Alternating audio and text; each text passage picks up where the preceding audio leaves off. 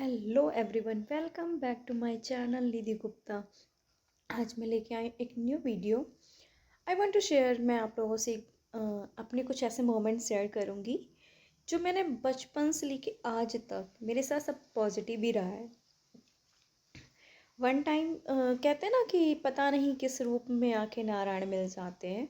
तो मेरे साथ हमेशा से एक चीज़ यही हुई है कि जब भी मैं कोई प्रॉब्लम में रही हूँ और मैंने भगवान को याद किया, तो मेरे सामने कोई ना कोई एंजल भगवान भेज ही देता था। ऐसे में जब बचपन में स्कूल जाना था, तो पूरे भैंसों का झुंड आ गया था और मैं एकदम परेशान। मैंने कहा भगवान, मेरा पेपर है। फिर तो उसी उसी वक्त, यकीन मानिए, उसी वक्त एक दूध वाले दादा थे। वो आए, बोले क्या हुआ बिटिया? तो मैंने कहा दादा, मेरा पेपर है और ये सामने भैंस आ गई, मुझे डर लगता है। उन्होंने भैंसों को हाँका और मुझसे कहा कि अब आ जाओ, रास्ता खाली कर दिया। तो मैं गई, तो बोले कि पेपर है तो कैसे देने जाओगी? मैंने कहा पैदल जाना पड़ेगा इतनी दूर तक का। तो बोले क्योंकि सामने जब तक मेन रोड पे आप आओगे नहीं, तब तक वहाँ पे कन्वेंस आपको मिल नहीं पाता। तो कहे कि पेपर में लेट हो रहा है। तो उन्हीं के परिचित का एक इंसान मिला। उन्होंने कहा बिटिया को मेरे छोड़ के स्कूल तक आना। और मुझे इतना अच्छा लगा कि वो दादा मेरे लिए मसीहा के तौर पे आए थे। फिर सेकंड इंसिडेंट ये हुआ कि जब मैं साइकिल चलाना स्टार्ट की, तो साइकिल का ना चैन नहीं उठा पाती थी। तो ऐसे जा रही थी और चैन उतर गई थी। तो फिर रास्ते में, और मुझे चढ़ानी नहीं आती थी, तो वहाँ पे ना जैसे झुग्गी झोपड़ियों वाली बस्तियाँ थी। तो वहीं पे एक मुझे बूढ़ी जब मैं रास्ते में जा रही थी, तो साइकिल का जब चैन उतर गया, तो फिर उसी समय एक बूढ़ी औरत थी। कही क्या हुआ बिटिया? तो मैंने कहा अम्मा, मेरा साइकिल का चैन उतर गया और मुझे स्कूल भी जाना है, पेपर चल रहा है। तो पता है स्कूल उसी के थोड़े पास में ही था। तो फिर अम्मा बोलती है कि तुम अपनी साइकिल ना मेरे घर पे छोड़ दो। और उनका बेटा ना रिक्शा चलाता था। तो बोला कि बिटिया, तुम मेरे बेटे के साथ रिक्शे पे बैठ के चली जाओ स्कूल, और आना तो इसी रिक्शे से फिर वापस चली जाना, तुम्हारी साइकिल भी ठीक करके अपने घर लेके चली जाना।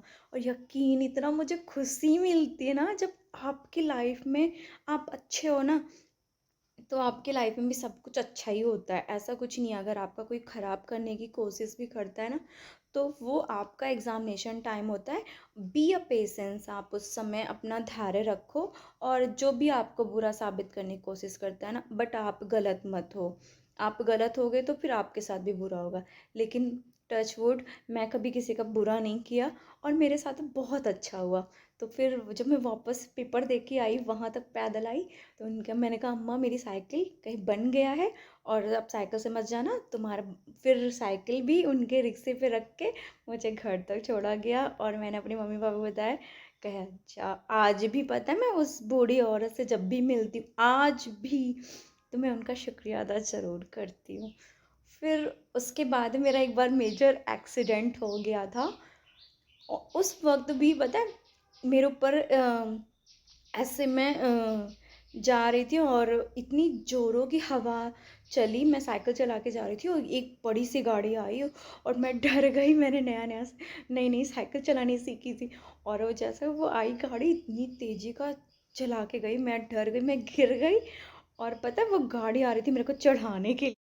पता है जब वो गाड़ी वापस आ रही थी ना, तब तक मेरे को भगवान ने होश दिला दिया। मैं तुरंत हाथ हटा लिया, लोग आए, उठाए, फिर मैं अपने घर गई। तो मतलब मेरी लाइफ में ना बहुत अच्छे अच्छे मोमेंट, जब भी मैं प्रॉब्लम में रही और मैंने भगवान को, अभी रिसेंटली की एक बात बताती हूँ। अभी 2-3 दिन पहले मैं वहाँ से आ रही थी, स्टेशन से आ रही थी, और सुल्तानपुर से आ रही थी। सुल्तानपुर से आ रही थी और आधे रास्ते में क्या था कि बहुत कोहरा था और रूट हम लोग मिस कर गए थे और दूसरे रूट पे पहुंच गए थे। और वहाँ पे सुनसान था, गाड़ी हम और हबी पार्क, एकदम टेंशन में आ गए कि अब क्या होगा, अब क्या होगा। तो मैंने बस भगवान से एक ही चीज़ कही, प्लीज़ मेरे नारायण, किसी एक ऐसे इंसान को भेज दो जो रास्ता बता देगा। यकीन नहीं होता मुझे, मैंने जैसे ही बोला, वहाँ से एक अंकल आए और बोले कि हमें भी वहीं जाना है। तो मैंने ये बात हब्बी को बोली तो कह रहे नहीं नहीं नहीं नहीं नहीं, बट मुझे ये फील हुआ कि सच में भगवान जी ने मेरी सुनी और हम लोग फिर सही रूट पे आ गए। और इतनी खुशी मिली, मुझे इतनी खुशी मिली थी कि I can't express my feeling. और फिर उसके बाद ये हुआ ना कि सच में दुख में जो काम आते हैं ना, दुख में कोई जल्दी काम नहीं आता। सुख में, सुख के साथी तो सभी होते हैं लेकिन दुख के साथी कोई नहीं होता है। लेकिन कहा जाता है कि सुख में रिश्ते काम आते हैं लेकिन दुख में फरिश्ते काम आते हैं। ये बात सही है। तो भगवान हर जगह नहीं पहुंचता लेकिन अपने एंजल को ज़रूर पहुंचा देता है। Thank you. आपको मेरी वीडियो कैसी लगी ज़रूर बताइएगा। और एक चीज़, हमेशा अपनी लाइफ में ना अच्छा कीजिए। लोग क्या कहते हैं क्या नहीं कहते हैं इस चीज़ को कभी भी मैटर मत रखिएगा।